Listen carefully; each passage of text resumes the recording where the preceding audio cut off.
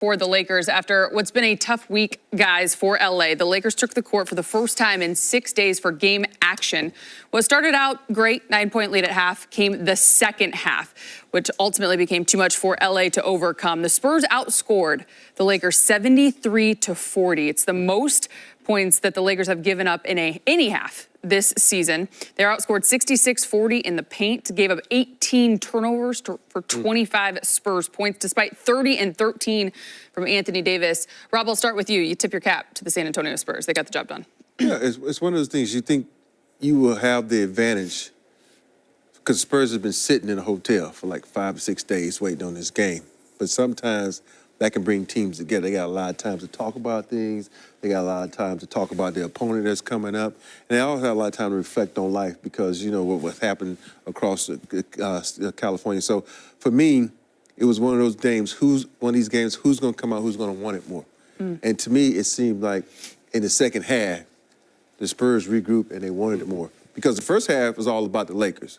I don't know, it was the lull of, honoring the great Michael Cooper, and there was a longer halftime than not, and that always favors the younger legs. But they came out still fresh and ready to roll. But at the end of the day, there was little effort at boxing out, little effort at keeping out of the paint, and just little enthusiasm to me. And, and I'm going to give them a pass because this is that one game where there's so much going on in L.A. that you can give them a pass. But I still think you still come out with a little bit more effort and a little more energy. Yeah, I'm a little worried about this Laker offense. Look, I was at that game in Dallas 6 days ago. No Luka, no Kyrie, no Gafford for the Mavs. Lakers score 97 points and lose by 21. Then you have tonight, that second half, not strong. 13 points in that fourth quarter. You're not going to win any game when you score 13 in the fourth, unless you're up by 90 going into that quarter. I'm worried about that offense, Rob. It seems stagnant. The shot selection has seemed a little off the last couple games. And I don't know what they can do other than maybe a lineup change, try to inject something different in that starting five. Dorian Finney-Smith, obviously the big acquisition, who starts, tons of games over the last 6 years. He could be the guy to put in there with that starting five. But for now, nothing seems to be flowing. AD chasing foul trouble. Almost, he wasn't quite in foul trouble, but it was, he had too many fouls tonight. And Wembanyama, wow. I mean, what more can you say about that kid? That hasn't already been said about an amazing young talent. Wow, just a tough second half. As you said, Rob, a lot going on in LA, but that offense has to find some solutions quickly. We're going to get to Wemby and the Spurs in just a minute, but I do want to touch on something that you said, because obviously it's sensitive. We're all well aware of what is going on. That's bigger than basketball and obviously away from the game. I do believe, though, that the Lakers made it very clear with the right intent to use this time, to take advantage of this time. We heard J.J. Redick say before the game that he felt they had the 3 best practices since training camp. He talked about staying sharp, staying conditioned, staying together.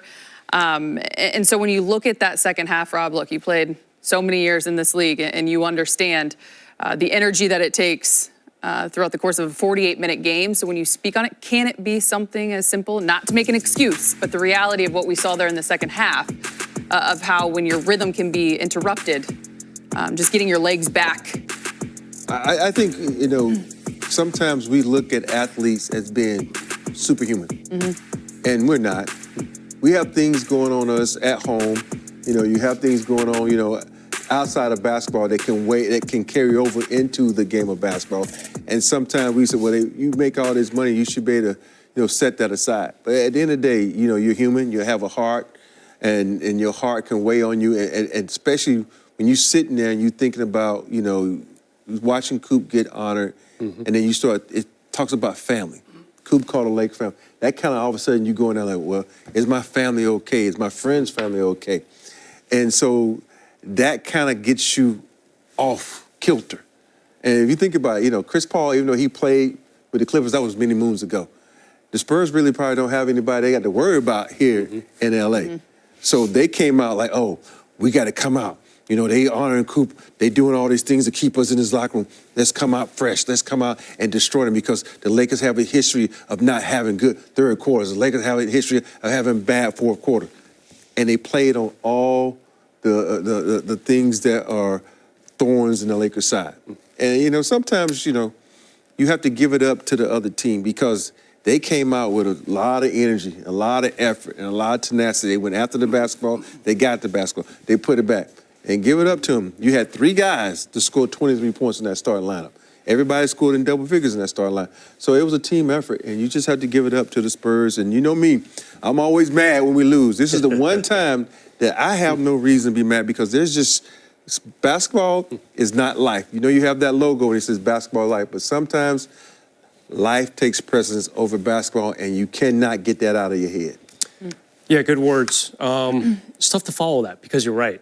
So much at stake. LeBron, he's in Brentwood. He's been probably thinking about his house for the last 6 days. JJ, we know that story. His rental home burned down. James Worthy, our friend on air here. Rob, you as well. Both you guys had to evacuate your homes. So yeah, it's hard to talk about free throws and fast breaks and where's the Laker offense when all these other things are swirling around right now. But, the NBA standings, they don't take a break. The Lakers have lost 3 games in a row. They were kind of close to 4th. They were kind of chilling there. And now they're down to 7th. They're outside that top 6 that I would want them to be in so badly. If you're a Laker fan, no more play-in game. You want to be top 6. You want to rest that whole week and wait for the other 4 teams to beat themselves up, and then you can start playing. But now you're dropping out you're in that play-in tournament now, 7 through 10. You got to turn it around. And they have a very friendly schedule this month. The rest of this month, a lot of home games, a lot of bad teams, a lot of teams that are beat up. And they didn't take advantage of it in Dallas, And they certainly did not look good in that second half tonight, Allie. As you mentioned, the next 5 in LA, the next 4 at Crypto.com Arena for the Lakers. If there's ever a time to stay together and be connected, it is right now. On the other side, obviously, Rob, you mentioned it. The Spurs were supposed to play the Lakers on Saturday, so they've actually been off for 5 days as well, away from game action. The last time they played was on Wednesday. And you mentioned all 5 starters in double figures. 23, 23, and 23 from Castle, Wembanyama, and Vassell. We start with Victor Wembanyama, obviously. All young guys. Every one of those guys are like under 22 years old. And you think about it. When I was 21, 22, and you have that all-star break, and everybody said, well, don't get out of shape. Man, I'm 23 years old. I'm never out of shape.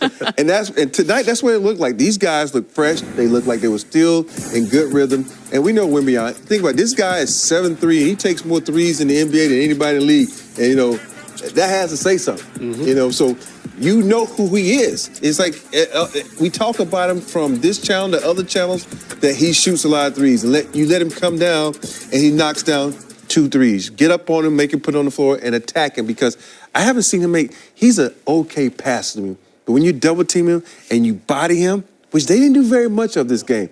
AD went to the hole a couple of times in the first half, body him, but nobody else did it. I know Max Christie tried it one time, and it worked. That is the MO. Like, everybody has a game plan. Wemby is good, but he doesn't like physicality because, if he was in these 100-mile winds we had up in La Canyada, he'd been floating down the dang water, because he would have been blown away. That's how light he is.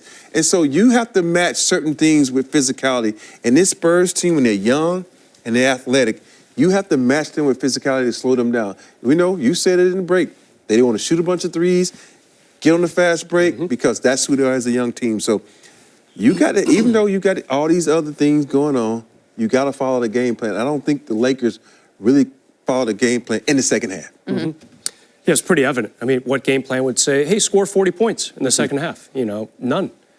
And, as Ali brought up a good point, J.J. Redick was happy with what they accomplished over the last few days. It has not been an easy several days in the city of Los Angeles.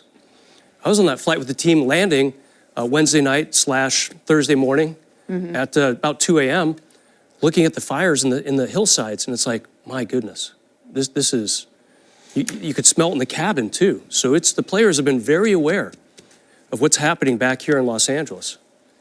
And it's hard to put that aside, it is. But they had 3 good practice days, good job, it just didn't translate on the court. Now still, the rest of this month, you got 2 games against Brooklyn, they're not very good. Got 2 games against Washington. They're terrible. There's other teams that are without people or hurt, not good in the standings.